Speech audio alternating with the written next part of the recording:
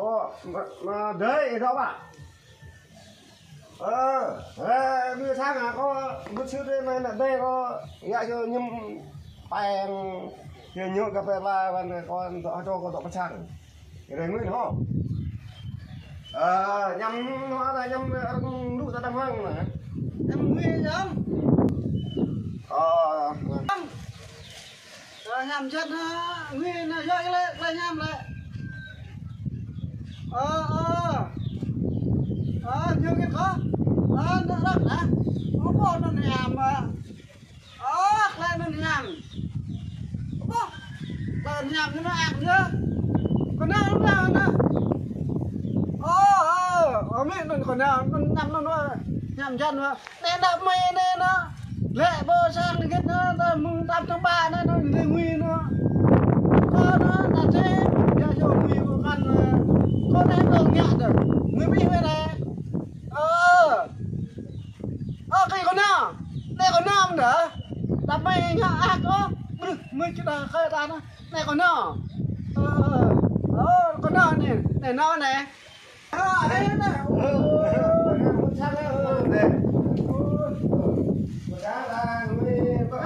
đập mê mà bố cái tao hình nó đi ra lại nhỉ cái miếng lẻ coi hay đập mê có lẽ có điện thoại lên vậy này nhiều viên anh dạy nhiều tiền thằng nghe trong thế ta phải nguy cho ta em muốn tam tháng 3 hôm nữa còn lại nó không hết rồi nè này có lẽ mùng 3 tháng 8 nên là có lẽ là mùng 8 tháng 3 3 tháng 8 mình chắc là mùng 8 tháng 3 cái lệ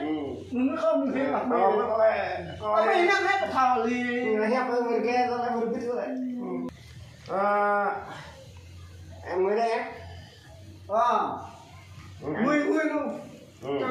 mùi ngon lắm vợ thì nhà vợ thì ghẹ vợ đi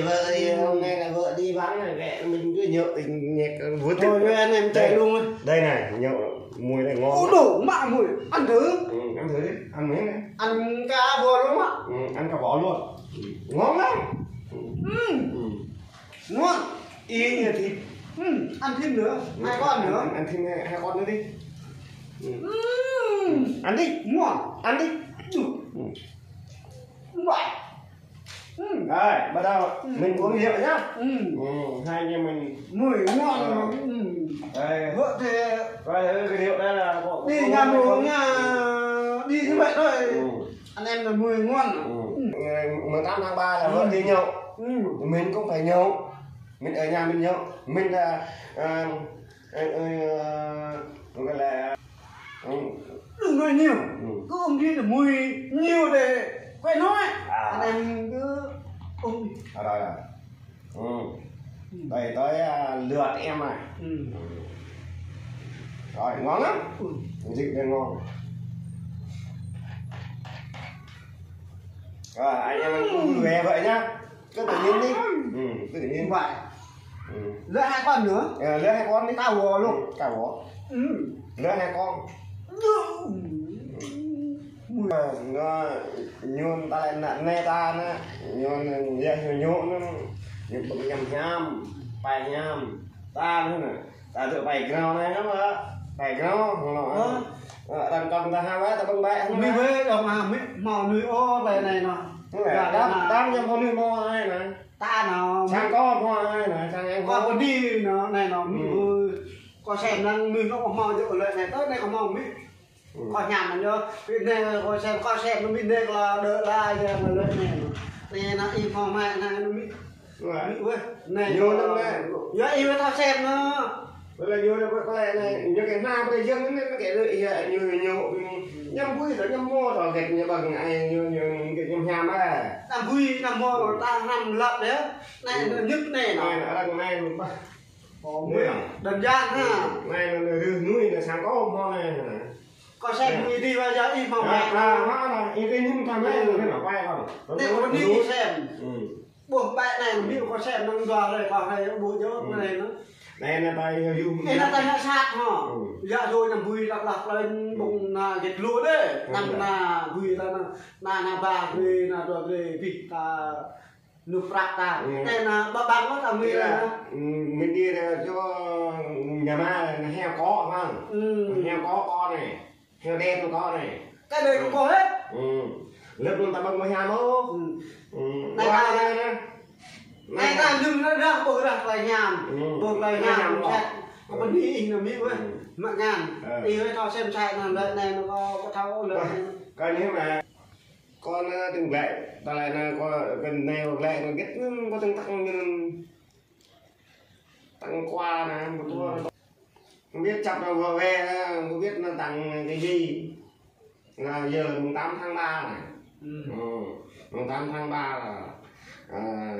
đi ra bông hoa, đúng ra là bông hoa nhưng mà mình không có hoa gì phải có quả đúng không? Ok. Phải có quả rồi đây coi hẹp này em uống coi hẹp này cái này ấy mà lại là coi hay là bắt đầu gần luôn đi chọn mình ta lại làm chân ra cái lệ làm chân lệ còn vừa cái vừa bài vừa cái hẹp ra họ đó ta lại là ta màu nga ta tăng nhiệt nga ta màu nó quả là nó tăng quả ta lại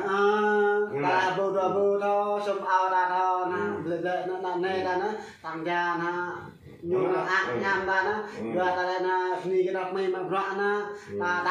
tăng cái nhám nhu ấy là hay nhu nó gần nhu ta lại nói rằng cái tăng cruเลยnhưng mà rõเลยnhám đặt mày nhưng này cho nên là ta buộc lại ta làm đặt mày nè đây là nhám chân hết cái hạ rừng này không còn lại hơn còn nó dưa ha như dọc trên cái quá đẹp luôn á cái tăng qua thì nhau tặng quà quả đưa lại qua không quả từ đây anh ham này đỡ ba đứa lại đẹp ra phải chọc lầm nữa ham này ta là đưa lại qua quả thôi lại có lẽ thôi nó quả ba cần cái chả miệng nó lại có tăng thế có lẽ cái tiền hoa giờ biết tăng vợ tăng hoa nào không có ở đây không có hoa rồi tìm quả đúng rồi tìm quả đây có đó rồi đây về nhà tăng vợ tăng vợ cái này đây là quả quả về tăng vợ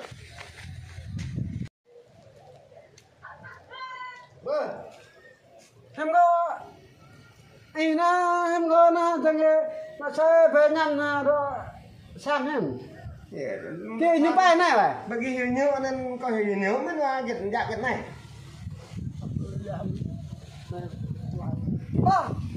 em có nó